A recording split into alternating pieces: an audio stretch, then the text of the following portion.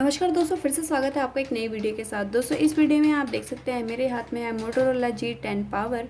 और इस वीडियो में आपको बताने वाली हूँ कि आप अपने मोबाइल में यहाँ पे अपने स्क्रीन पे जो भी आपका गाना वगैरह बजता है या फिर बैकग्राउंड में गाना बजता है तो उसका जो वॉल्यूम है अगर कम आ रहा है तो उसको आप कैसे इंक्रीज़ कर सकते हैं।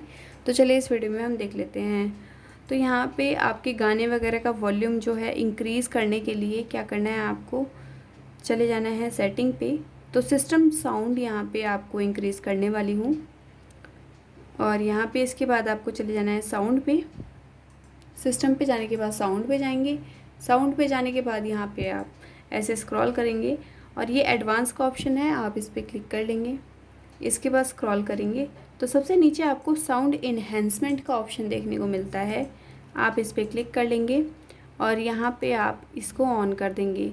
तो यहाँ पे आपका जो वॉल्यूम बूस्टर स्पीकर है वो ऑन हो गया है। तो यहाँ पे आपको और भी ज़्यादा लाउड म्यूज़िक सुनाई देगा अगर आप अपने फ़ोन में म्यूज़िक प्ले करते हैं तो आपको इसे ऑन कर देना है।